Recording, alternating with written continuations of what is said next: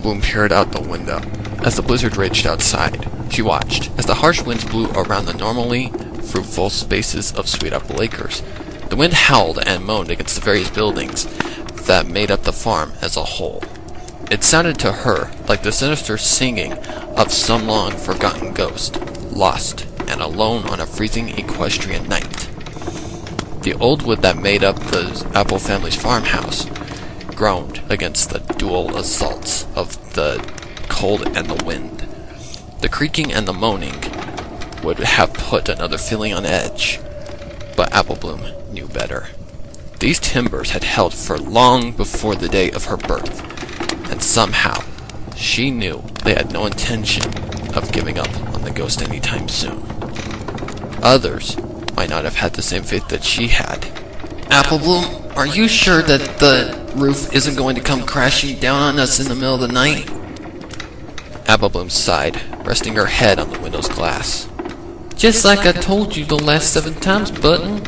It will be fine. Behind her, Button Mash pawed at the floor nervously. You promise? Button, you are really making me regret asking Apple Bloom to invite you over tonight. Skooloo rolled her eyes as she sipped from her mug of warm cider. Skooloo! Sweetie Belle's voice cracked slightly as she admonished her friend from across the couch. What a thing to say! Diamond Tiara sipped her own cider as she looked up from the magazine she'd been reading. That does beg the question, why is Button Mesh here? I thought this was a girls-only sleepover. Apple Bloom finally pulled herself away from the window and nimbly jumped onto her nearby chair. I never specified one way or the other. How was I supposed to know that only Button's mama would give him permission to come over? She spared the brown coal a pitying look. I'm sorry none of the other boys could come. You must be bored to tears. Button Mash chuckled. It's fine. To tell you the truth, Mom only let me come because she says I need to socialize more. Well, you do spend all your free time at the arcade. SIVERSPOON re-entered the room and reclaimed her place on the floor beside Diamond Tiara. But let's be honest with ourselves here. We're not here because Bloom asked us over. We're here so our parents could get rid of us for the night. Discarded on Hearthswarming Eve, Sweetbelle muttered. So, the stallions and mares can hide from the blizzard in Town Hall and drink enough hard cider to forget they even have kids. Diamond Tiara pouted. Man, grown-up ponies suck, Skooloo grumbled. I'll thank you to respect your elders when you're in this house, little missy. The 6 young ponies' heads turned and watched as Applejack entered the room. She quickly removed her heavy coat and tossed it by the blazing fire to dry. She doffed her hat and began brushing the excess snow from the worn leather. Her eyes remained focused on Skooloo. Now, you were saying about grown-up ponies? Skooloo offered an embarrassed grin. I didn't mean they all did. Applejack, that you? Granny Smith poked her head out of the kitchen. You make the delivery all right? Yes, ma'am. The farmer flipped her hat over and pulled out a crumpled receipt. 15 barrels of hard cider delivered to Mare personally. She said just bring this to her office the day after tomorrow and we'll get paid in full. She looked back over to the young ponies. Your folks say hi. No, they didn't. SIVERSPOON muttered under her breath. Diamond Tiara nudged her best friend in the ribs and looked past Applejack. Where's Big Macintosh? Did you lose him in the snow? Nope, came the deep reply. Macintosh Apple strode into the room. He tossed his own coat on top of Applejack's and gestured behind him. But we did find some pony ales out there. A stone-gray mare poked her head into the room and smiled through a curtain of mane the color of gravel. Hi? Marble! Apple Bloom ran across the room and hugged the earth pony tightly, much to the mare's discomfort and joy. What are you doing here? The Paz family came in to see Pinky and had to shove themselves into just one room at the inn. I told Marble's Pa and Ma that we had plenty of room, but Pinky's parents had already settled in, and Limestone didn't feel like walking in the snow. And Maud? Applejack shrugged. Maud is Maud. Ain't they the truth? Granny muttered before turning a gummy smile to Pinky's twin. Well, there's always room for you in this house. Make yourself comfortable. Cookies are nearly done. Applejack made sure Granny was safely in the kitchen before she turned to her brother and Mare next to him. Why don't you give Marble a quick tour of the house, Mac? She made a point by adjusting an ornament on the decorated hearth-warming tree. Before Granny comes begging me. Mac and Marble blushed and gave each other small, shy, secret smiles. Would you like to see the house? The great red stallion asked. Once the love-struck pair were gone, and Applejack had joined her grandmother in the kitchen, the 5 fillies in solitary cult resumed their pre-cookie activities. So, is this a hearth-warming Eve tradition? Silverspoon asked with an exaggerated yawn. Applebloom raised an eyebrow when she had reclaimed her chair. Is what a tradition exactly? Sitting around until we die of boredom. Despite her recently reformed status, Diamond Tiara could not resist giving a mean-spirited snort of laughter upon seeing the cutie mark Crusader's withering looks. She looked away in embarrassment. Sorry. As much as I hate to admit it, Silverspoon does have a point. Are we actually going to do anything tonight?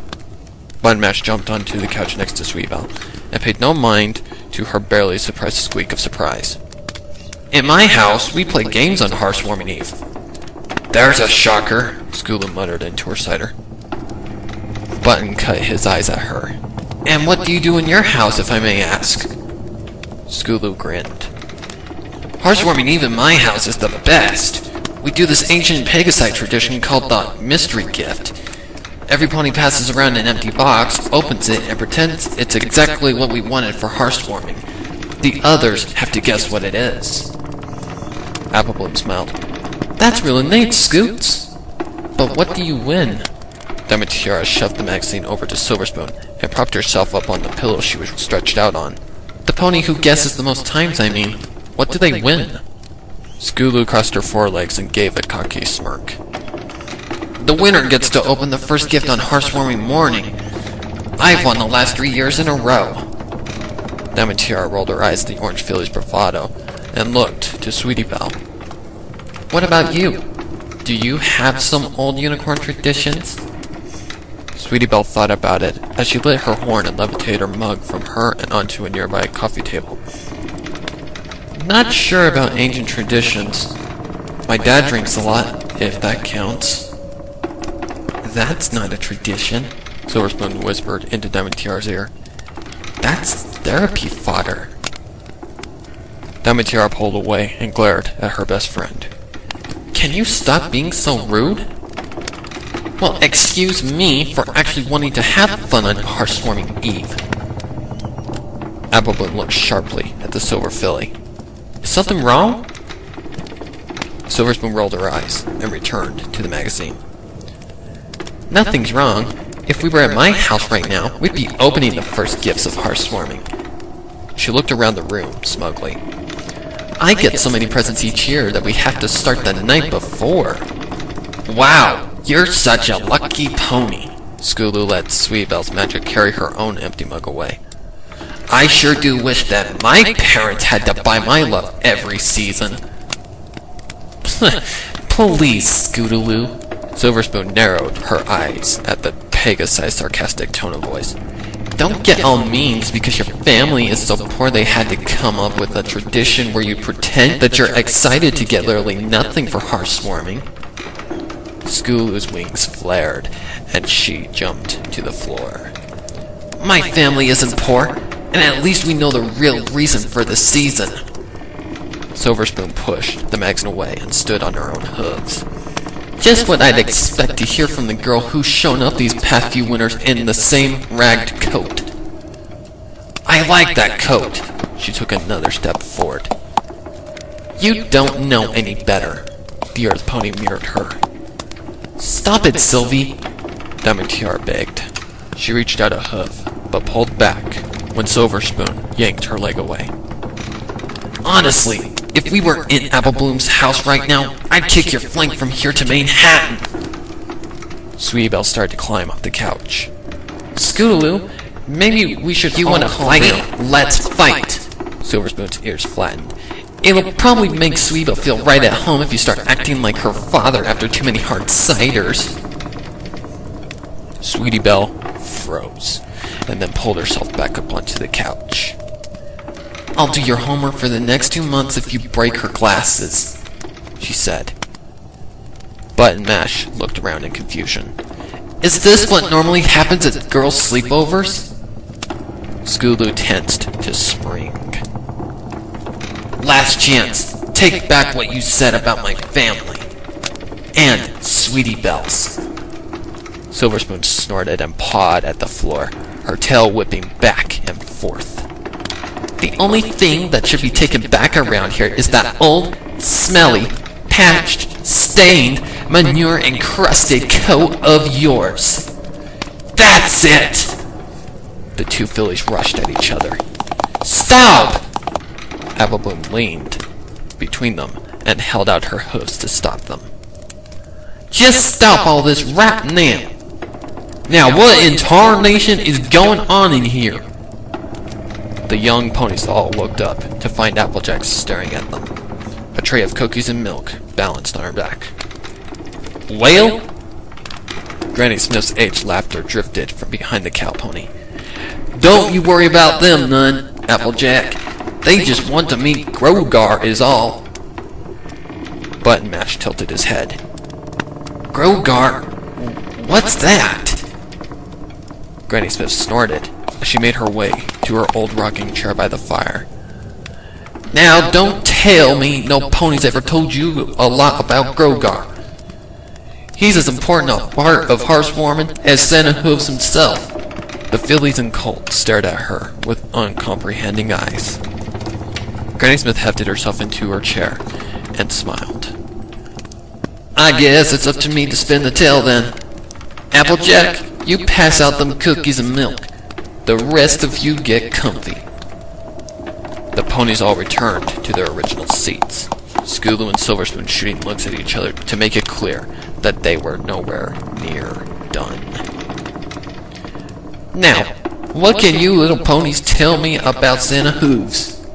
Santa Hooves travels around Equestria on Hearth'S Eve, visiting all the fillies and colts in the land. Sweetie Belle smiled as she bit into a cookie.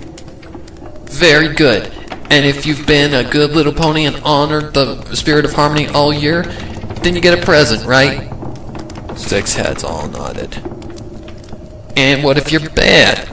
You get coal. Scootaloo muttered. Is coal bad? Marble asked as she and Mac re-entered the room and squeezed into a love seat. Dopey grins on their faces. I like getting coal for housewarming. Granny Smith ignored her and continued. Sometimes if you're a bad pony, you're lucky to get coal. You might just attract the attention of Grogar. Who is Grogar? Apple Bloom asked. He's Santa Hooves' opposite number. His shadow, you might say. It's said that he's a huge ram with fur the color of a full moon wet night. His eyes burn with blazing red fires of the deepest pits of Tartarus. His mouth is full of fangs so sharp they can bite right through stone. Sweetie Belle gulped and unconsciously pulled closer to Button Mash. It's said that he lives all year round in the ruined city of Tambalon, far beyond the distant north, and he only comes out on Hearth'S Eve. He flies around Equestria listening for anger and sniffing for disharmony, and when he finds it, then he swoops down and snatches that pony in the chains that he always carries with him. He hangs bells from the chains to ring while he flies around and does his evil work. If you hear those bells of Tambalon, it's already too late. The little ponies and Marble Pie all flinched. What happens to the ponies that get snatched? Button Mash stammered. No pony knows. Granny Smith looked at the flickering flames in the hearth. Her mouth set into a frown. I've heard it's told that he drags them to Tartarus where they suffer for all time. I've also heard it once or twice that he just eats the little pony he takes away. Skulu's eyes widened in horror. The way my granny told it, though, was the worst of all. She told me that the taken were spirited away to Tambalon itself. They're stripped of everything that made them who they were until they ain't nothing but husks, neither living nor dead. There they serve Grogar until the end of time, deprived forever of anything they treated so lightly. The spirit of hearthwarming, the spirit of friendship, of harmony itself. Granny looked back at the little ponies with a mischievous glint in her eyes. Oh, and one more thing y'all need to know. The colt and 5 fillies leaned forward in expectation. I'd wager that he heard that little spat y'all were having earlier and came a little early. As if in response, a pair of curved horns began to rise from behind the sofa. Apple Bloom saw them first from her perch on the chair. She pointed a hoof and screamed, "He's here!" The other young ponies screamed and panicked, scrabbling madly away from the couch. As if in response to their screams, a deep booming laughter came from behind the cushions, from beneath the horns. Familiar booming laughter. Beneath horns that were now shaking loosely. Apple Bloom, the first to scream, was now the first to figure it out. Her eyes narrowed with as much rage as her tiny body could handle. "Big Mac!" The stallion rose up fully, almost doubled over with laughter. Tied to his head by a flimsy string was a pair of horns, presumably carved from a log from the family's woodpile. Granny Smith's wizening cackling soon joined her grandson's as he crossed the room and gave her a hoof bump. "Got him good, boy." Applejack stared at the two, visibly unamused. "I hope you two are all proud of yourselves. Now we got a bunch of little ponies that ain't gonna be sleeping at all tonight." Whatever, AJ. Skulu climbed back onto the couch and did her best to hide her still trembling wings. It wasn't that scary. SIVERSPOON also scoffed, as she settled back onto one of the floor cushions, making a point to be as far away from Skulu as possible. Yeah, like there'd ever be something as silly as a ram that snatches colts and fillies away. Budmash made his way to grab his cap from where it had fell and found his leg and hoof held hostage in the iron grip of a unicorn. Sweetie Belle? Huh? Sweetie Belle noticed what she was holding on to and released it as quickly as she could manage. Sorry, she muttered with a forced chuckle. No idea why that happened. Granny Smith's laughter faded, and she fixed her eyes on SIVERSPOON. Oh, this with Mac was all a joke. You can bet with that. But you'd better believe Grogar is real. As real as Santa Hoofs himself. SIVERSPOON did not flinch from Granny's gaze. I know that, because Santa Hoofs isn't real either. The silence that followed was broken only by the crackling of the fire. What did you just say? Apple Bloom gazed at the gray filly reproachfully. SIVERSPOON rolled her eyes. I should have figured that you, of all ponies, would not have figured it out by now. Figured what out? Applejack looked between the two fillies in mounting horror. This was not how she wanted this information to come out. Alright, I think we'd better tuck in. Figured what out? Apple Bloom repeated, ignoring her big sister. Yeah, I guess I haven't figured it out either. Budmash's face shared the same look as Apple Bloom, curiosity and confusion. SIVERSPOON looked at her peers. Really? Okay, raise your hoof if you think Santa Hoofs is real. SIVERSPOON, TIARA whispered dangerously. But the hooves of the three fillies and a colt were already in the air. Sweetie Belle gaped at TIARA, her hooves still flat on the floor. You don't believe in Santa Hoofs? Mac's attention was pulled away from the escalating tension by the realization that some pony was missing. Hey, Where'd Marble go? Applejack looked at the love seat where the pie sister had been sitting and snorted in irritation. You must have scared her off with that trick, you big dunderhead. She could be anywhere in the house.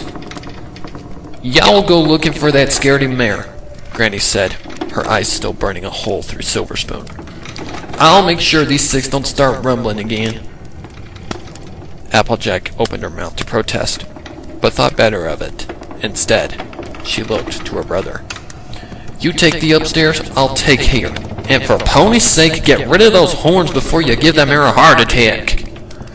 Yup, Mac muttered sheepishly as he left the carved horns by the fireplace. Silverspoon was smirking at Diamond Tiara. Of course she doesn't believe. She removed her glasses and rubbed them against her coat to clean them. Did you figure it out yourself? Or did your parents tell you?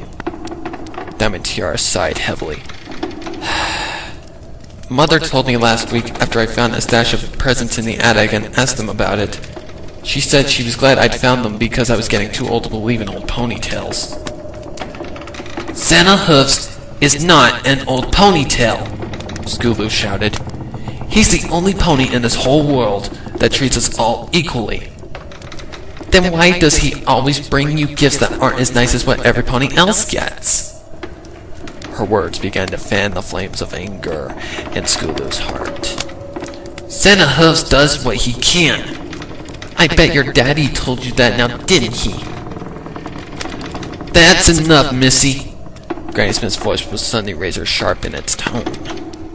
It ain't your place to be saying things like that. I may be up in my years, but I can still tan your hide. A ding came from the kitchen.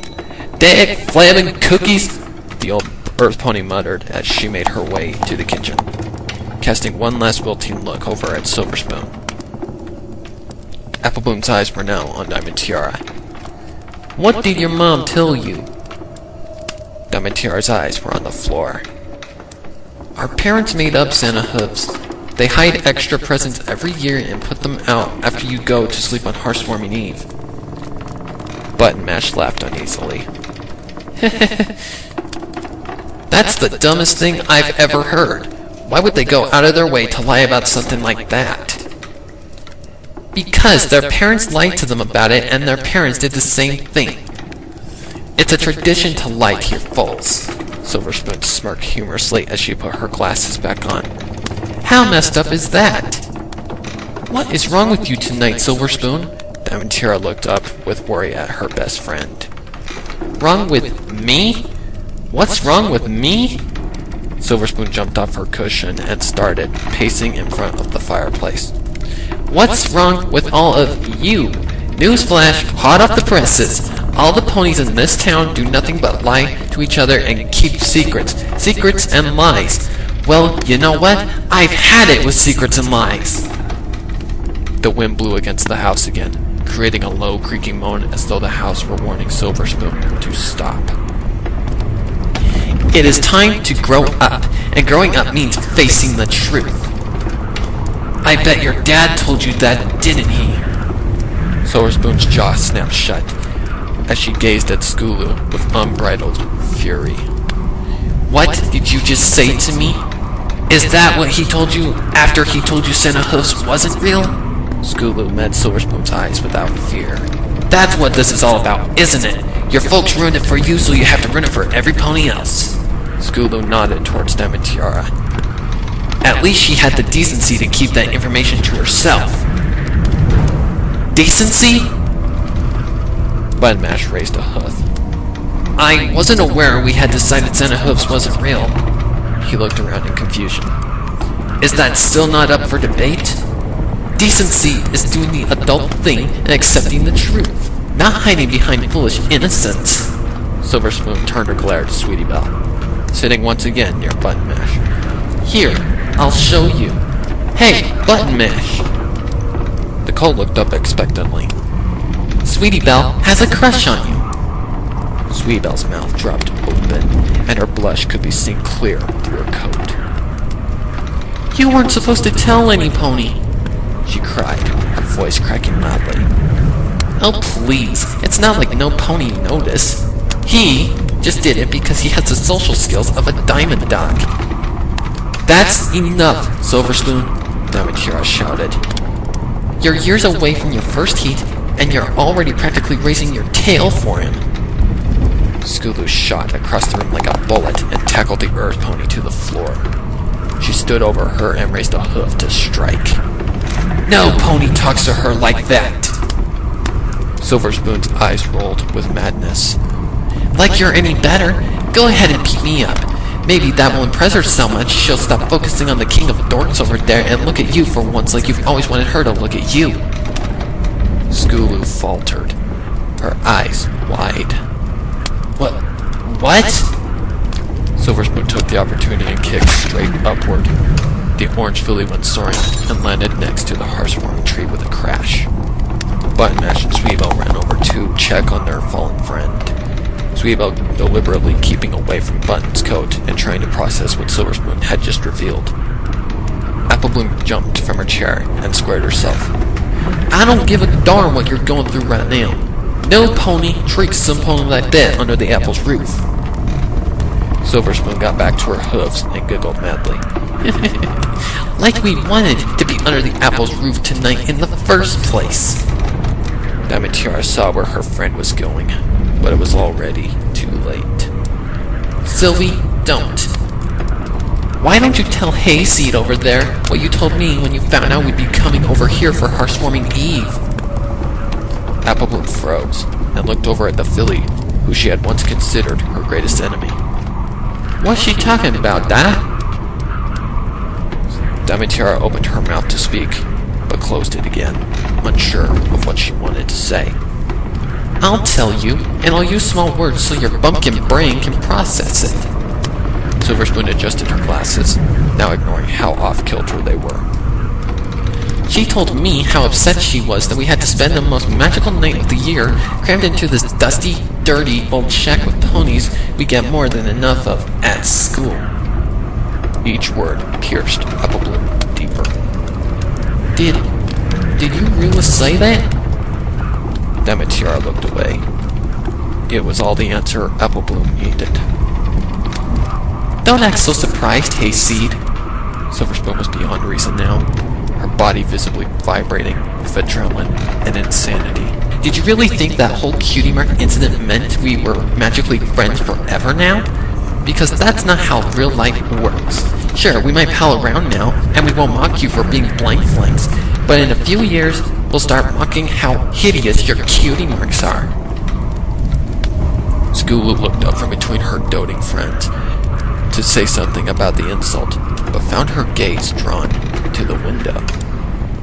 The blizzard outside seemed to be growing stronger. School, foalhood, friendships, they all go away. After school's over, we're all going to settle into the roles we were always meant to be in. Skulu will always be poor, Sweetie Belle will probably give Button a boatload of babies, you'll live on this farm until the day you die, and TIARA and I will rise above you all to be the absolute upper crust of pony society. We're the only friends we'll ever need. The slap rang through the room. All eyes found Silverspoon holding her cheek in shock. Silverspoon stared at TIARA, her hoof still raised. TIARA glared, tears running down her face. You're not acting like my friend. Silverspoon's shock shattered as the rage returned. She squared herself in front of the roaring fire and stared at her former best friend. Fine, I don't need you. I don't need any of you. I don't need my parents, or their lies, or their stories about mythical gift givers. A peculiar sound drew Sweetie Belle, Buttonmash, and Skulu's eyes back to the window. The night outside was obscured completely by white. The panes of glass were starting to frost over. I don't need any of this, and when I have a foal, I won't waste her time with silly stories like Santa Hooves and Grogar. I won't waste her time with nonsense like friendship, and come to think of it, I won't waste her time with hearthwarming at all. Sweetie Belle's ears twitched. Does any pony else hear that? You mean the wind? No, I hear it too. Button put his ear to the window and tried to ignore the almost burning cold. It almost sounds like bells. The unicorn whispered in confusion. That's enough, Silverspoon. Can't you just stop? Applebloom cried. No, I hate all of you. I hate my parents, I hate Ponyville, and I hate harsh warming. The entire house shook as an enormous thud came from the roof. A freezing wind blew down the chimney and blew out the fire completely. Silence descended upon the room. Did the roof cave in? Button asked. A sudden shriek of metal on stone came from the chimney. The assembled ponies watched as a long length of chain shot out of the hearth and wrapped itself around a frozen and surprised Silverspoon. It looped around her several times before the hook on the tip locked into one of the links, securely tying the earth pony. Dangling from the chain was a multitude of gently tinkling bells. Silverspoon stared at the others, her mind unable to process what was happening. What? The chain was yanked back suddenly, violently, and Silverspoon vanished up the chimney, with no other sound from the cruel laughter of the bells hanging from the chain. Silverspoon's glasses hit the floor. The left lens cracked. The screaming began. Applejack and Granny Smith arrived in the living room at roughly the same time to find the assembled ponies in quite a state. Applebloom was trying to console Sweetie Belle's unyielding screams, even as her own eyes ran with tears. Skulu was holding a shrieking Diamond Tiara by the tail and using all the strength in her little body to keep the filly from running towards the now dry and cold fireplace. Button Mash simply sat on the couch, unmoving, small streams of tears running down from his wide eyes. All attention was on the fireplace. What the hay is going on in here? Applejack demanded. The pony's head snapped to her as one, and the farmer found herself suddenly besieged by the 5 ponies. They all talked at once, their words muffled by each other's voices and their own sniffles. One at a time! Applejack shushed the lot as best she could, her eyes locking with those of her little sister. Applebloom, what happened? Why is every pony so upset? Before Applebloom could even say a word, Granny Smith finished her head count. And where did that Silverspoon get to? Applebloom's resolve broke at the sound of Silverspoon's name, and she plunged her face into her sister's neck to muffle her cries of horror. Something took her! Her sister's hot tears and her fur urged Applejack to action. Who took her? We don't know! Button Mash had taken Applebloom's place in comforting Sweetie Belle, whose screams had now pettered off the rapid, panting sobs. This chain thing came out of the chimney and just pulled her away! Granny Smith stopped in her comforting of Diamond Tiara and Skulu, and froze. You say a chain took her? Button Mash nodded quickly, and wiped his muzzle clear of mucus.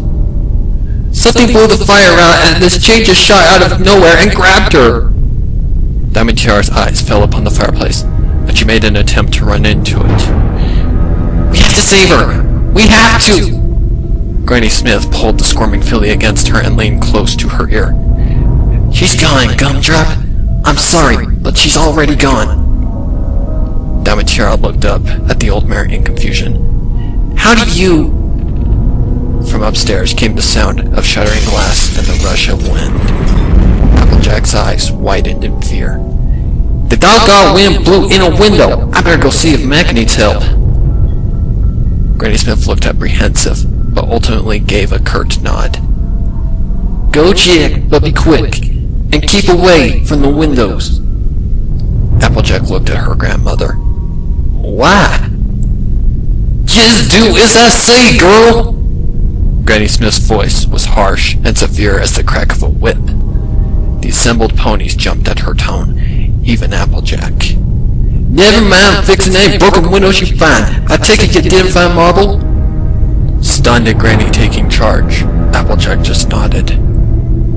Then she's upstairs. Fetch her and your brother and get back down here lickety-split, you hear? Again, Applejack nodded. Granny watched as her eldest granddaughter mounted the stairs and started up. She turned attention back to the little ponies around her. She focused on Applebloom and Button Mash as the two who seemed to be most in control of themselves. Neil, it's starting to get mad and chilly in here already. You two take the others into the kitchen to get warm by the oven. I'll see to this fire. Applebloom opened her mouth to protest Granny's going near the fireplace, but found a wrinkled green hoof blocking her words. I'll be fine, I promise. I know how to keep safe. Without explaining any further, she nudged the little ponies towards the kitchen door and made for the fireplace. Scootaloo was the last in line. She cast a paranoid eye at Granny Smith as she set to work to rebuilding the fire, and she seemed to be singing? Scootaloo shook her head and turned again towards the kitchen, but found herself gazing at the stairs instead. Applejack shivered as she mounted the landing of the second floor. The freezing wind gusted and blew down the hallway. Small flakes of snow floating in the air every now and then. Her teeth chattering, Applejack pulled her hat tighter against her head and looked around for any source of light. The wind had blown the hall's lanterns out. Gritting her teeth to stop their irritating dancing, she nudged open the door to her own bedroom and sighed in relief. Her room's lantern was still lit. She carefully clasped her teeth onto the handle and pulled it into the hallway, shielding the dancing flame from the elements with the hoof. She very nearly dropped the lantern in shock as the candle illuminated the hallway. The hallway was frozen, not coated in a little snow, but frozen. The walls and ceiling were coated in a fine layer of ice as thin and as delicate as glass. The hardwood floors were lost in snowbanks, some almost knee-high. Most shocking of all were the icicles that now stretched from the ceiling, reaching down like crystal teeth that beckoned down the frozen throat of the hallway. Swallowing uneasily, Applejack began trudging her way down the hall. As the snow crunched beneath her hooves, Applejack did her darndest to figure out what was going on. The blizzard had been bad before, but now it was something unreal, almost unnatural. Curious, she paused a moment to push against an icy stalactite. It gave easily and broke away, burying itself in the snow. As Applejack watched, an identical icicle immediately slid into existence. Even without the freezing wind, Applejack suddenly felt very cold. She continued along towards the two rooms at the end of the hall, Big Mac's and Applebloom's. Both their doors were wide open. The broken window could be in either one. Big Mac's doorframe was curiously free of snow. The wind began to blow in earnest the closer she got to her destination. She felt her hat blow back down the hallway and closed her eyes against the onslaught. Each step took a huge effort, and she swore she could feel icicles forming along her fur. Still, she pushed on, as the feeling in her nose wasted to nothing. Deep down, she began to wonder if she would freeze to death right there, right at the threshold of her big brother's bedroom. She took what she imagined must be the final step, and stumbled into Mac's room as the wind suddenly stopped. Applejack's eyes shot open, and she looked around in the room, ready for anything. Almost anything. This time, her jaw did drop, and this time the lantern did fall to the ground and crack against the hardwood floor. The hardwood floor that was completely free of snow. The room was untouched by the elements, and safe from the obviously still freezing temperature. There were no icicles, no snow, and no glassy surfaces of frozen water. The room's main window had been thrown open with such a force that all the panes of glass had shattered. The tempest loomed outside, all howling wind and whirling snow. But not a gust of wind blew into the bedroom itself. A whimper came from her left. Applejack spun to find a shivering lump in the blankets on Big Mac's bed. She inched toward it and reached out with one unsteady hoof. Big Mac? She asked, unsure if it was lurking fear or cold that added the quake to her voice. The trembling lump froze, and then lunged at her. Applejack stifled a scream as Marble Pie tackled her to the floor, her eyes wide and rimmed in red. She was beyond crying, beyond fear and screaming. She gaped like a fish out of water, pounding at her chest with almost no real strength. Applejack forced the mirror off of her and forced her to focus on her. Marble, what happened? Marble gulped and gestured at the window, her unblinking eyes not leaving Applejack's. Did Big Mac go outside? Marble nodded. Did it fall? She shook her head. Applejack grew irritated. Land's sake, girl! If he didn't fall, then how did he go outside? Pulled. The chill returned to Applejack's heart as she remembered what her sister had said. Pulled by what, Marble? Marble's reply was the tiniest of whimpered screams. Applejack shook the mirror slightly. Marble, focus! What pulled my brother out the window? Marble's eyes finally closed. One last tear ran down her face. He did. She slumped to the floor in a dead faint. Applejack was getting ready to shake the mirror awake when she heard another sound behind her. It's true! She spun to find Skulu staring at the window with wide eyes. Scoot! Get your flank back downstairs this instant! It's all true! Don't you get it? Scootaloo's tiny wings buzzed frantically. It's Grogar! He's come for us! Just like Granny said! Gonna take us and eat us or make us burn forever or... Scootaloo! Applejack actually had to yell to be heard over the filly's continually rising voice. That's just a story. Here, help me get Marble downstairs. Scootaloo was hyperventilating now. Her mind was going numb as every nightmare and night terror began to coalesce into a new, singular form, that of a monstrous ram with a voracious appetite for pony flesh. We have to get away! This might be our only chance! He's probably still eating Big Mac! We have to go, now, before he eats all of us like he did Silverspoon! Too late. Applejack realized what the filly was planning. Wait! He's not going to eat me too! Scootaloo squealed as she bolted to the open window. Her shrunken wings that had never lifted her more than a few inches popped open as she took a giant leap into the air. Applejack watched in horror as her orange body vanished into the blowing white. She left Marble's unconscious body and galloped toward the window. Scootaloo! She screamed into the void, but her voice was swallowed by the shrieking wind. For a moment, that shrieking was all that she heard. Then another sound made itself known. It was still shrieking, but in a much higher pitch. Applejack threw herself backwards as Scootaloo blasted through the snow and back through the window. Her mouth was open in an unending shriek of terror, her eyes wide and pleading for help.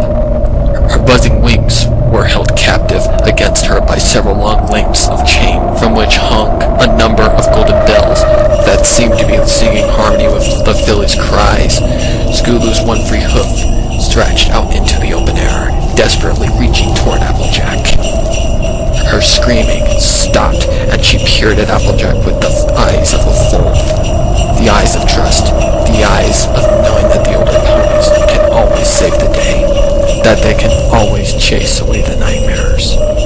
Help me! She whimpered. The chain snapped tight, and she was gone, yanked back out the window and into the nothingness of the night. Applejack touched her hoof to her cheek and was not surprised in the least to find that she was crying. The taking of Scootaloo seemed to break some spell. The room was suddenly filled with freezing wind that whipped and snapped in the air. Snow began to pile against the walls, and the long icicles began to grow from the ceiling. Doing her best to pull herself together, Applejack grabbed Marble's nape in her teeth and dragged her out of the room. pulled her dead weight across the hall's ever deeper snow banks, pausing only to grab her hat before it was blown away forever. She didn't look back when the wind slammed to the door to Big Mac's room. The sound it made was not unlike the sealing of a tomb.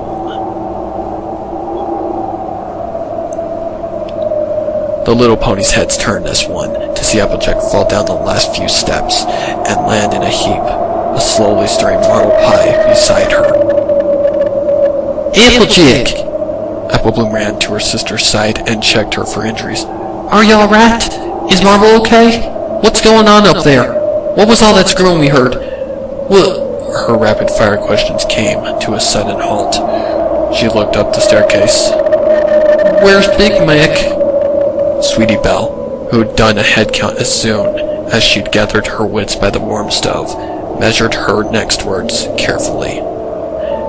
And where's Scootaloo? Applejack looked at each filly in turn, then closed her eyes and turned away. No. Applebloom whispered. No. She stared at her sister, unbelieving, and smashed her hoof into the floorboards. No!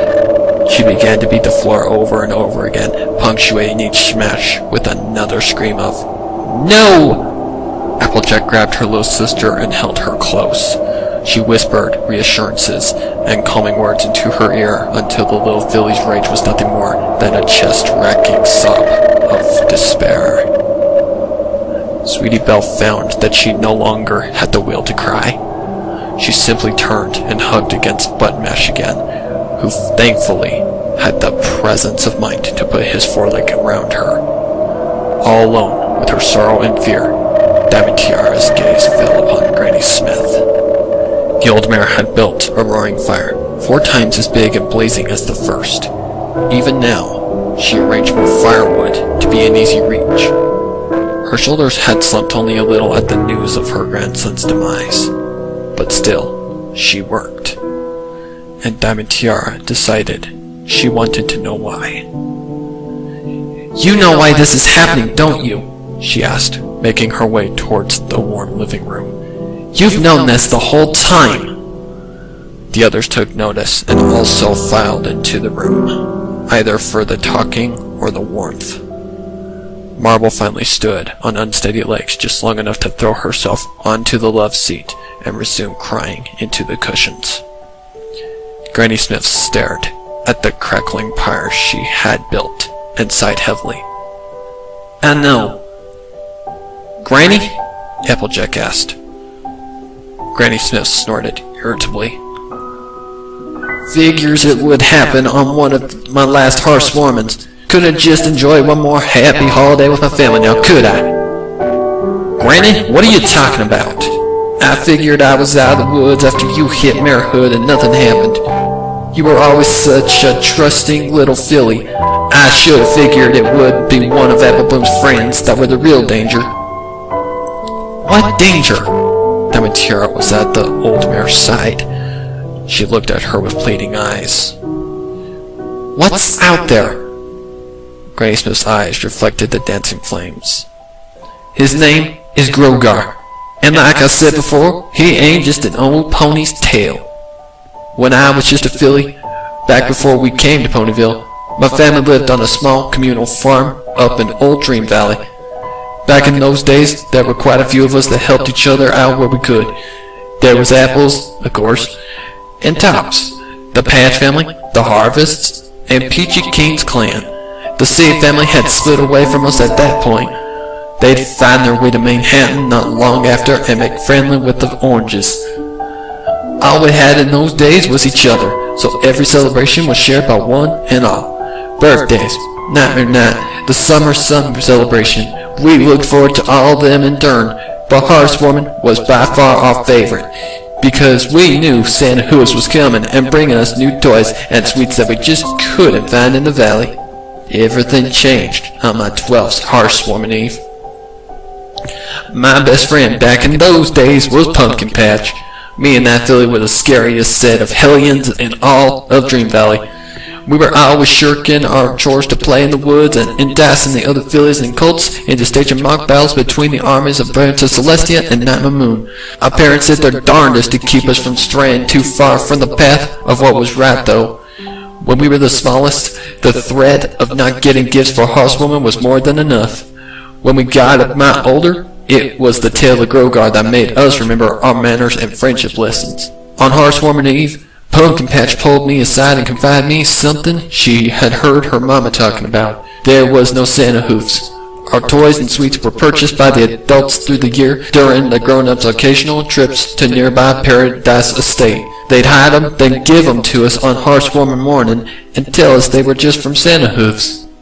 I called my best friend in the whole world a liar.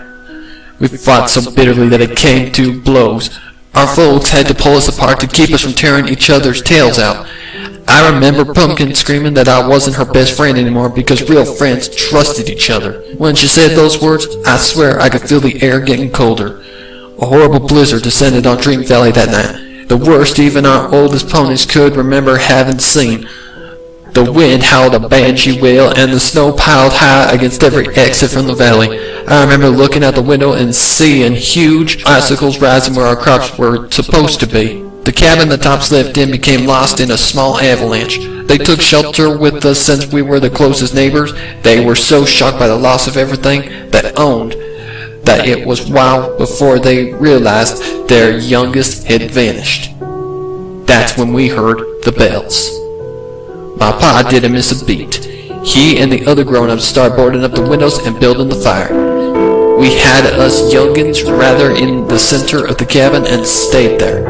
I was just starting to fall asleep when I heard some pony banging on the front door. It was the harvest. They were in a blind panic, babbling about chains and bells. From the storm being behind them, I swear I could hear the giggling of fools and the crunching of snow beneath small hooves. Just before Pa managed to get the door shut, I know that I saw something else out there in the storm. I know it saw me, too.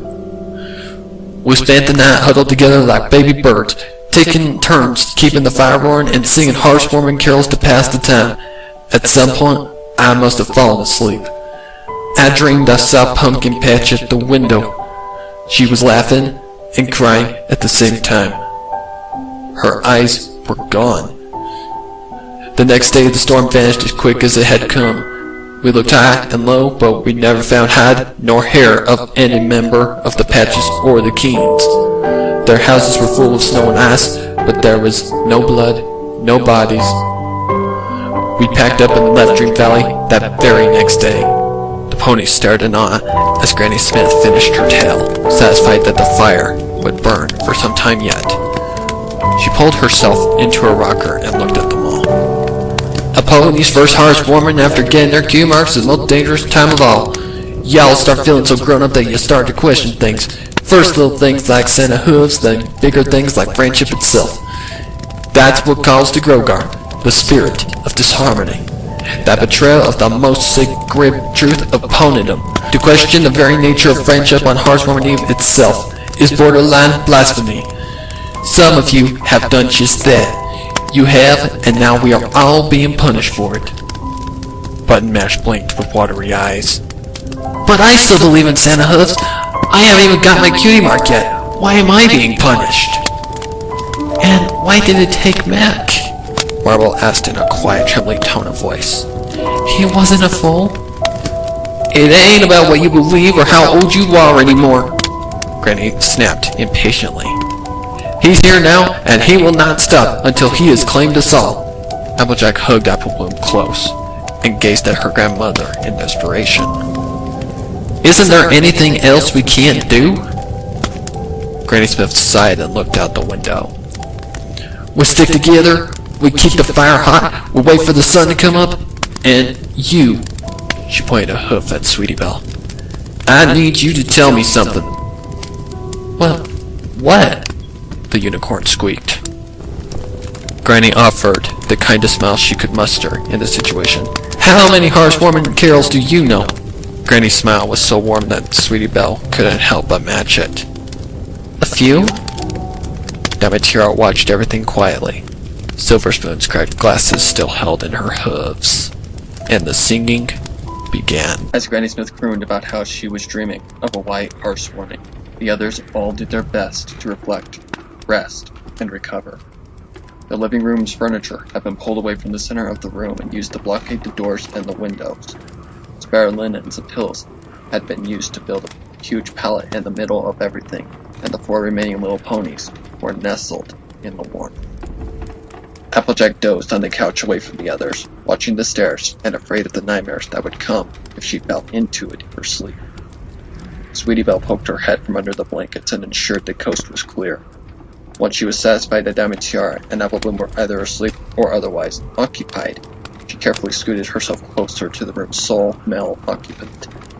Button Mash? Are you awake? The coal rolled over so that he was facing her. He offered the weakest of smiles. Wouldn't it be nice if I wasn't? If this all was just an awful dream? She returned the smile and made herself more comfortable in the blankets next to him. That would be nice. It would be nice, but it's not true. Button sighed and nudged at his nearby cap. Even if nothing else happens tonight, Silverspoon's still gone. Apple Bloom's lost her brother, and you... He caught himself and looked away. Sorry. It's alright. Truth be told, Sweetie Belle was still trying to process the idea that Skooloo was gone. She imagined that it would take quite some time before she stopped expecting the Orange Billy to come bounding up the stairs of the treehouse with some news of another Colt or Billy who needed help figuring out their cutie mark. Even now, she kept catching herself looking towards the stairway, like Skooloo would just come gliding down, giggling that it was all just a big joke. Hey, Sweetie Belle? Is it true what Silverspoon said? When Sweetie Belle did not immediately reply, he made to turn away.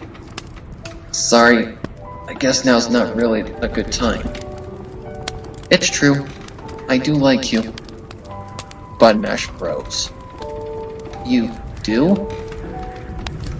Yeah, I've had like the biggest crush on you since earlier this year. Button Mash smiled. The milkshake? She returned the smile. The milkshake. I was such a dork. You were so cute. Button Mash reached out and took her hug. Not as cute as you are. Sweetie Belle blushed as she returned the gesture, hooking their forelegs together. I just hate that you only found out about this tonight. Tell you what. Button scooted closer. I'll be Drake the Daring, and you can be Princess Amaranth. And if I can protect you for the whole night, then you owe me another milkshake this Friday. Interesting idea. Sweetie Belle mirrored his movements. But I kind of want to be the Scarlet Avenger. You let me be her, and I promise to protect you like she protected Drake from the 9 Warlocks of War in battle for the Hurry Crystal. Have I mentioned that your gaming knowledge is just as striking as that blush on your cheeks? She blushed harder. That was smooth for someone who doesn't know the first thing about girls. He looked into her eyes. I'm a fast learner, and that's how I was able to master Puzzler's Revenge in just 3 days.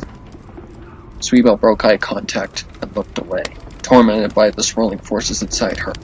Her sadness, her terror, her burgeoning attraction all hammered away at her young heart. I'm so scared, Button. He wrapped his forelegs around her and pulled her close. I am too. Her soft lips found his as she drew closer to his warmth. It was a short kiss, small and tentative, an average first kiss, which is to say that it blew Button Mash's mind. While he recovered, Sweetie Belle rolled over and snuggled deeper into the Colt's embrace. Do me a favor. He muttered dizzily. Talk nerdy to me. She sighed as she finally relaxed. Until I fall asleep. Diamond Tiara carefully crawled past the now snoozing Sweetie Belle and Button Mash towards Apple Bloom. The pink filly still clutched Silverspoon's cracked glasses close to her, as though some part of her were afraid that if she let go of them, they would vanish into nothingness. Apple Bloom was nestled into the farthest corner of the pallet, barely covered at all. From her position, it was unclear to any pony looking if she were asleep or simply staring at the wall. Apple Bloom? The young farmer shifted slightly. She and Diamond had not spoken ever since Silverspoon's talking. What do you want? Diamond Tiara flinched at Apple Bloom's tone. I'm sorry. About your brother, I mean. Thanks. Are you okay? Honestly, no. No, I am not okay, Dad. Do you want to talk about it? Talk about what? Apple Bloom rolled over and Diamond Tiara could see her red-rimmed eyes. Talk about my dead brother? Or my dead best friend? Or my other friend who had a nervous breakdown first? She glared. Or, to focus on the small stuff first, we could talk about how you've been lying through your teeth about being my friend these past few months. Diamond Tiara flinched. That's not fair, Bloom. Don't call me that, Apple Bloom snapped. You don't get to call me that, she growled, her eyes burning a hole through the richest filly in town. Why? Why what? Why did you lie to me? Now it was Diamond Tiara's turn to glare. Now who's not being fair? I wasn't lying about being your friend, Apple Bloom. Then why would you say that about coming over tonight? Because I wanted to spend hearthswarming with my family in my house. Her grip tightened. Is that so wrong of me? Horse apples, Dad. Apple Bloom huffed. Just cause you're mad at your folks don't mean that you could say something so horrible about me and my friends. There. Right there, Diamond Tiara said. That's what's been getting on my nerves. What in the hay are you? How come I don't get to be in the same class as Sweetbelle in school? Even after that day, you've kept me and Sylvie at Hearth'S length. Why? Why? What makes us outsiders? Apple Bloom rolled her eyes. Because me and those two have been through a lot these past few years. We're more sisters than friends at this point. You helped me find out who I was, Diamond Tiara hissed. You saw deeper in me than I even saw. You gave me the strength to change the very nature of my being, to even stand up to my own mother. Apple Bloom, you changed me. She looked away. And then you moved on. You carried on like nothing had changed. You make it sound like I was ignoring you. You may as well have been. Diamond Tiara collapsed onto the blankets and rolled over. I thought, after that day, I would finally know what it was like to have real friends. It had always just been me and Silverspoon, you know? I kept waiting for you to invite me back to the treehouse or to go hang out at Sugar Cube Corner. I thought that's what friends did. Apple Bloom rolled over it as well. It is. Then, the only real friends you have are Sweetbelle and... Diamond Tiara bit her tongue. You only ever hang out with them. The most I've gotten out of this friendship before tonight is a greeting on the street or some pony eating lunch with me at school. Besides ponies at school not hating me anymore, nothing's changed at all. Apple Bloom considered in the silence that followed. You could reach out to other ponies, you know. You could be friends with just about any pony now. Diamond Tiara sniffled. I don't know how. She wiped her eyes and looked at the glasses nestled in her fur. Sylvie was my only real friend, and now she's gone. So what do I have now? She curled into a ball. The occasional wave on the street, and 15 minutes of conversation on school days. Apple Bloom stared at the wall as she processed what Diamond Tiara had said. It was true that she most often hung out with her fellow crusaders, but surely the rich filly was wrong about everything else. She had other friends, like Twist, but she hadn't had a serious conversation with her since the day she had gotten her key mark all those months ago. But there was also Pipsqueak, who she had not said a word to in between Nightmare Night and the student pony elections. She racked her brain, but she couldn't find a single pony that she spent as much time with as she did her best friends. Do you still hate me? It was Apple Bloom's turn to flinch at the cracking in TIARA's voice. What? For all those times I tormented you and made fun of you, do you still hate me? Apple Bloom measured her next words carefully. I never hated you. Not exactly, anyway. But you still hold all that against me, don't you? Apple Bloom hated herself for it, but it would be a lie to say otherwise. Yeah, a little bit. The two fillies laid in silence a little while longer. The only sounds in the air, the crackling fire, and Granny Smith's aged vocals. The clock struck midnight and chimed. Happy Hearth'S, Apple Bloom muttered. You too, came the sniffled reply. Granny Smith yawned hugely. This was later than she'd been awake in the last 30 years, but she knew she could hold out just a little while longer. Applejack could use a little more shut-eye, now that she had finally given up on the ghost, and headed to Dreamland. She owed her granddaughter that much, at least. But my, did sleep sound ever so nice. She yawned again, and launched into a sleepy version of the hearth-warming carol. She could feel her eyelids dropping, but she paid them no mind. She knew she was going to stay awake. The elder mare went limp and began to snore. The singing stopped. Silence descended on the room. Outside, the wind's howling began to rise in pitch and in strength. Something huge on the roof shifted as though it sensed a change in the air. Foolish giggles and sobs echoed down the chimney.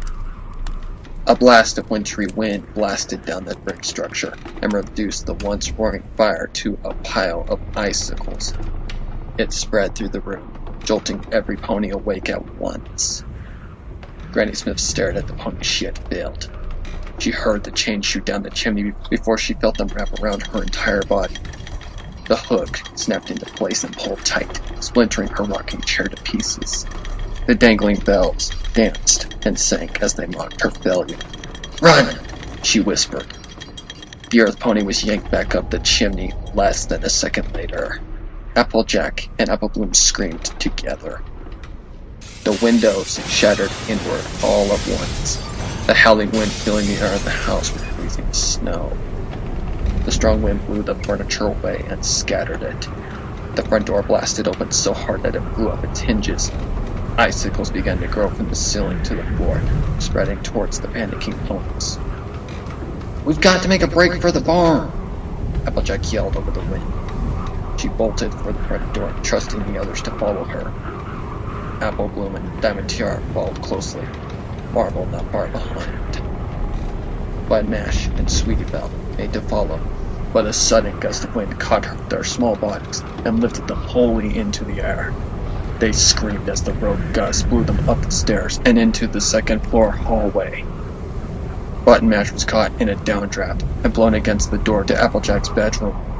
The impact knocked the colt senseless and smashed the door to splinters. He smacked against the room's far wall and hit the ground, groaning in agony. "Button!" Sweetie Belle cried as the wind carried her further down the hall. She was spun around just in time to see herself rapidly approaching the end of the hallway. A wall, razor-sharp icicles waited for her like spikes. The unicorn screamed as she braced for impact. Marble cried out as her ankle twisted. She collapsed into the snow and watched as the other three ponies ran to the barn. She tried to call out to them, but her screams were swallowed by the storm. She cried in desperation, trying as hard as she could to put weight on her damaged limb. The sound of chains behind her, crystal clear above the winter's wind, made her spin and stare. Standing on the roof to the farmhouse was an enormous shape. It stood on 4 legs, wrapped in a shroud as black as night. It stared at her with red blazing eyes. 2 huge horns curved past the hood's rim. Hanging from the beast's neck was a single golden bell. Marble opened her mouth. Chains emerged from the shroud. The bells that hung from them jingled merrily as they struck like serpents and claimed yet another soul for Grogar. The end had begun. Buttonmash rose with a groan on unsteady hooves. He reached a hoof back and felt the goose egg already rising beneath his mane. He shook his head to clear his blurred vision and took in his surroundings. He was in a bedroom, plain and sparsely decorated. A spare Stetson on the bedpost gave the room's owner away as Applejack. Any further analysis was pushed away by a noisy groaning coming from above.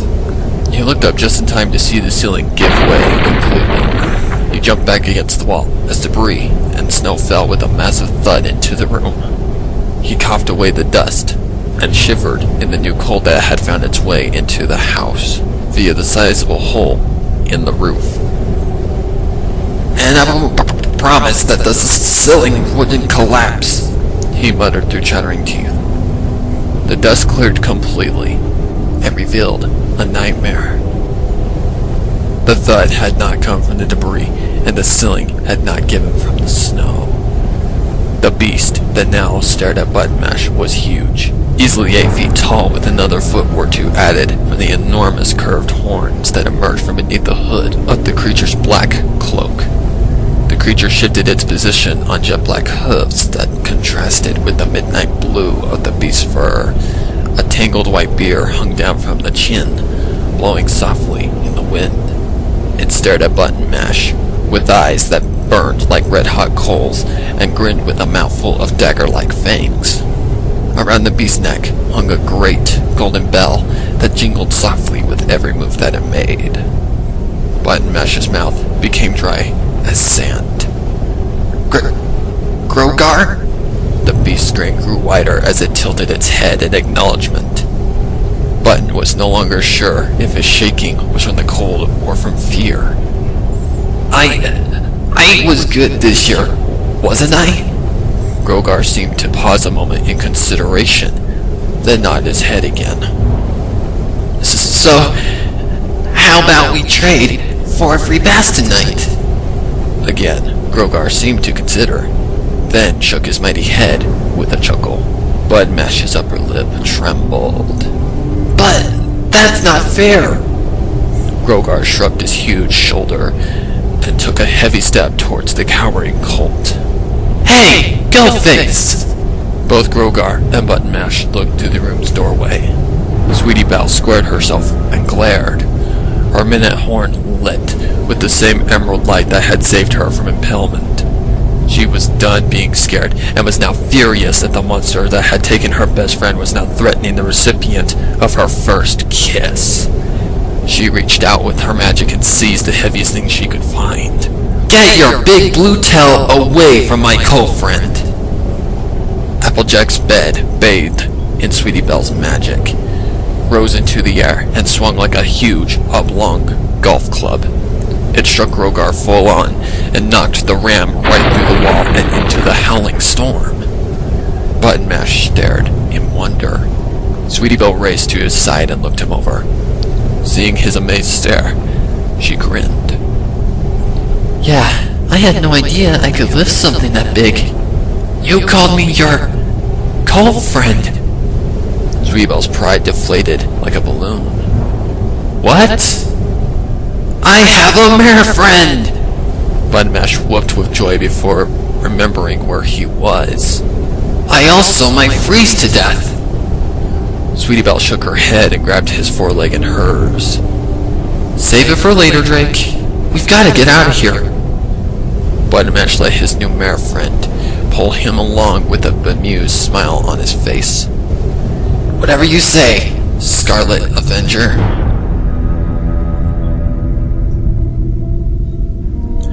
Now, y'all keep calm and quiet.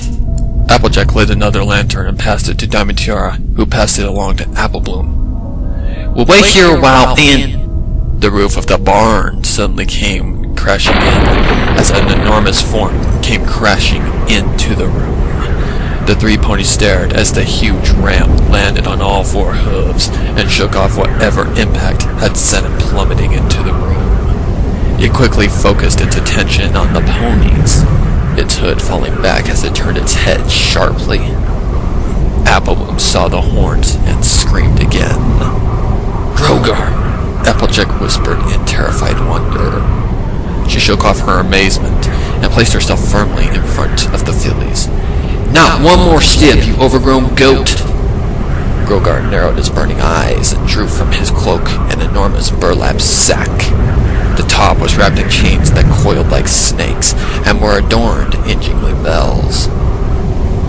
Whatever was in the sack was still moving. Applejack called on her last reserves of courage and returned the beast's glare. You ain't gonna take these fillies. I'll die first. Grogar grinned and nodded, as though she had just described his exact plan. Applejack? The farmer looked back at her little sister, her last remaining family member, and remembered the promise she'd made to their dying mother. I'll take care of this sugar cube. Applebloom stared at her, frozen with fear. Applejack looked back at the beast. You're not a mindless monster. You can make deals, right? Grogar tilted his head curiously. You've already taken 2 fillies, my brother and my granny. That's a pretty good haul for you, I imagine.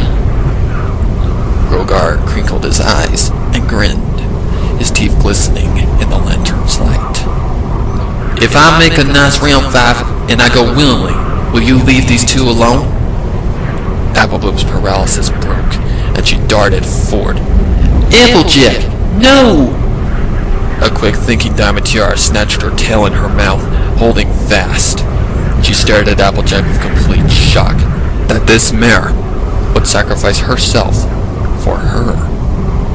Grogar's grin faded, and he curled his lip in obvious distaste for the deal. It'll work out for you and Leanne. These 2 will tell every pony what happened here tonight.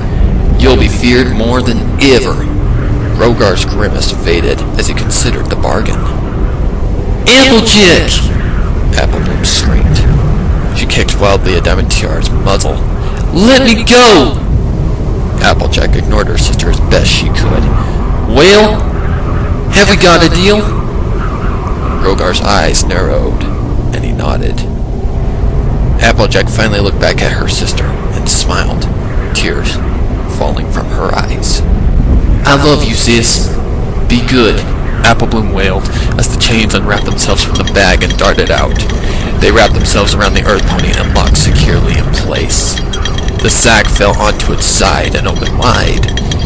Within there was a great black void from which only the sounds that could be heard were wailing winds and screaming ponies. Applejack stood fast as the chains began to drag her towards the sack. Tears flowed down Diamond Tiara's face as she held as tightly to Applebloom as she possibly could.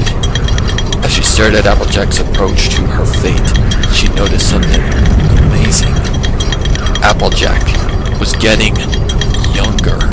Every inch the chains dragged her seemed to take years away from the mare. Soon, she was a stocky teenager. Another few inches, and she was a filly on the cusp of marehood. At the threshold of the sack, she was a filly not much younger than the one she had just given her life to protect. Even her cutie mark was gone. Grogar watched the scene with quiet amusement, and then he took a step towards the fillies. Applejack looked back with terrified eyes. No! It was a filly's cry, shockingly similar to Applebloom's own. We had a deal! Grogar simply laughed and took another heavy step. Applejack began to struggle against the enchanted chains, her honed by farm work muscles no longer at her call. She felt her hoof touch the edge of the sack. She looked back at the void and felt her blood freeze. Standing just inside the bag were a colt and 2 fillies. The colt was red and unnaturally tall for his age. One of the fillies was slate gray with a mane and tail that seemed to be as perfectly cut as stone. The other was the green of a young apple with hair the color of sunshine. They were all smiling at her and laughing. Tears ran from their eyeless sockets. Applejack felt the chains loosen and turned to flee, and watched as the sack drew itself closed, held tightly closed by the enchanted chains. Her last wail echoed through the barn. Apple Bloom screamed in agony and fell limp upon the floor of the barn. Tiara spit on her tail and sat heavily by her side. The huge ram took another step, chuckling loudly. The bell on his neck danced and sang with every horrible plea of laughter that came from his throat. Tiara lowered herself beside Apple Bloom, resigned to their fate. I'm sorry, the yellow filly muttered. What? I'm sorry I was such a crummy friend to you. She sobbed as she met Tiara's eyes. I'm sorry that I held a grudge against you for so long. Tiara sniffed. I'm sorry too. I'm sorry that I didn't tell you my problems sooner. The fillies embraced, their tears running into each other's coats. You're a good pony, Dak. I never told you that. And you're a good friend. You saved me, Bloom. That's the best thing any pony's ever done for me. Tiara felt her tiara fall and clatter to the floor. You're the best friend any pony could ask for. Grogar leaned towards the cowering fillies. The lanterns all died as one. The barn was suddenly filled with blazing light. Grogar drew back with a surprised roar. He looked at the roof of the barn in confusion. The sun was not supposed to rise for hours yet, but the light was not coming from the outside. Grogar looked back at his prey and found that they were on fire. The two fillies were coated in a dancing violet flame that gave an unearthly light. The heat that came from the flame was comforting and strong, but not overwhelming. The light was safety and security. Apple Bloom and Tiara were emitting the life of friendship's flame itself. Grogar roared in fury, determined not to be denied his prize. He reached out a hoof to grab the pair, and was touched by the flame. Grogar cried in shock and anger as his hoof caught flame. The fire spread across his entire being. He struggled against the fire's heat and light, tried to retreat into his comforting cold and darkness, but the flame would not be denied. Friendship decreed that Grogar had had his fill of misery this hearthwarming. The fire spread across the whole of Grogar's enormous frame. He bellowed in defiance, but it was far too late. The light and heat grew and grew, forcing Grogar's essence back to Tambalon for yet another year. The chains seemed to scream as the sack was caught as well, the bells finally ceasing their infernal jingling. For an instant, the inside of the barn was brighter than the brightest daylight. Then just as suddenly as it had appeared, the light was gone. Grogar's final roar faded into silence. The howling winds petered out and died. Apple Bloom and Tiara pulled apart and stared at each other. Did we? Is he? Wide grins broke out on their faces, and they embraced again, squealing with joy.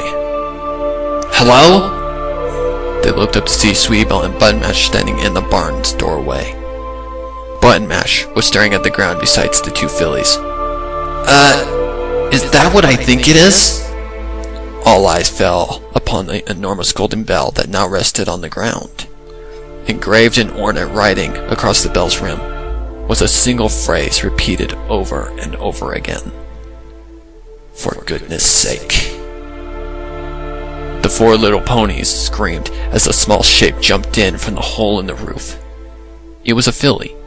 Her fur was gray, and her mane was shining silver. She reached out a hoof and caressed the bell reverently.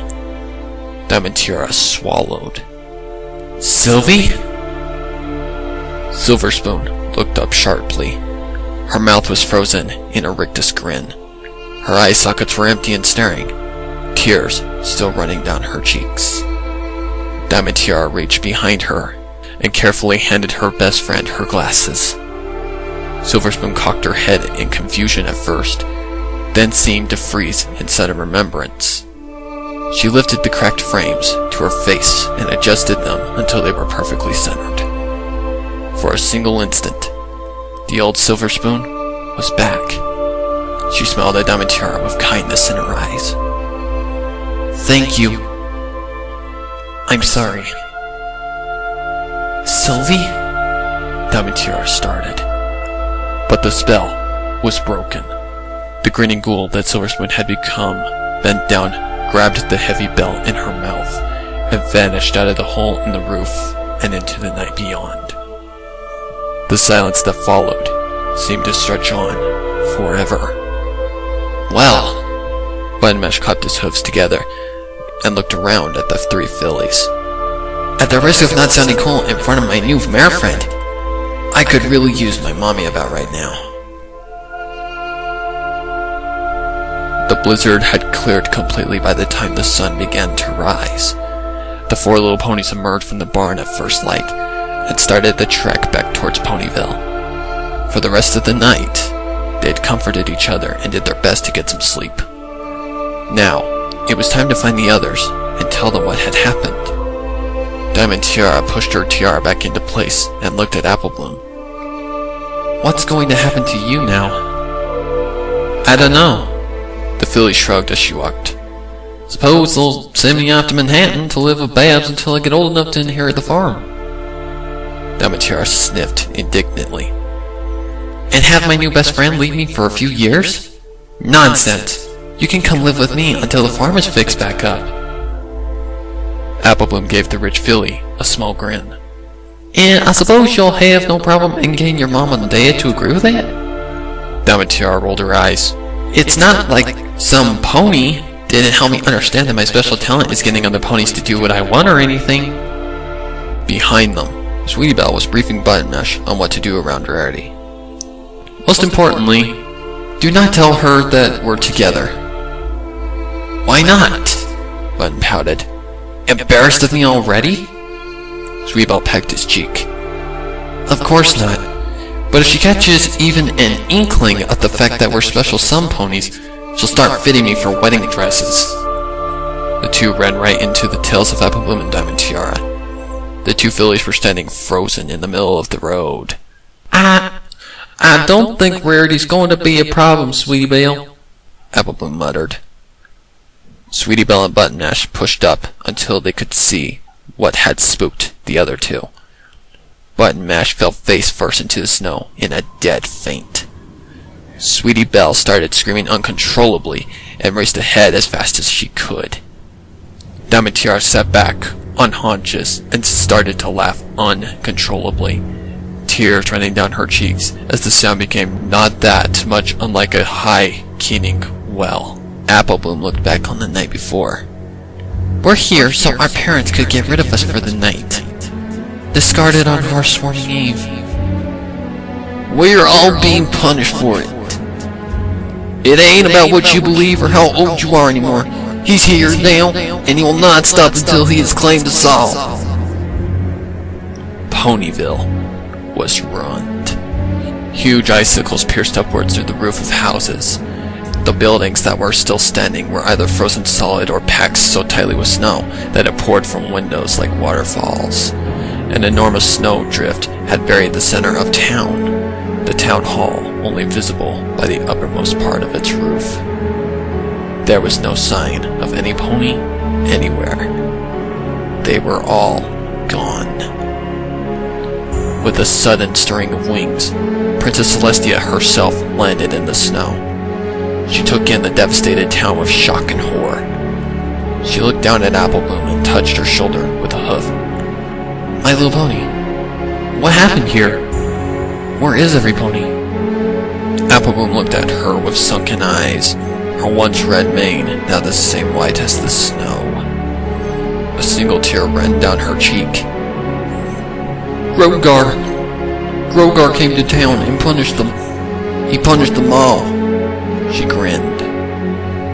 You better be good, Princess. You better be good. For goodness sake. Without another word, she wrapped her foreleg around Diamond Tiara's shoulders and joined her in screaming laughter. The sound of madness echoed in the emptiness of Ponyville, and above that, just barely audible, was the ringing of a single bell.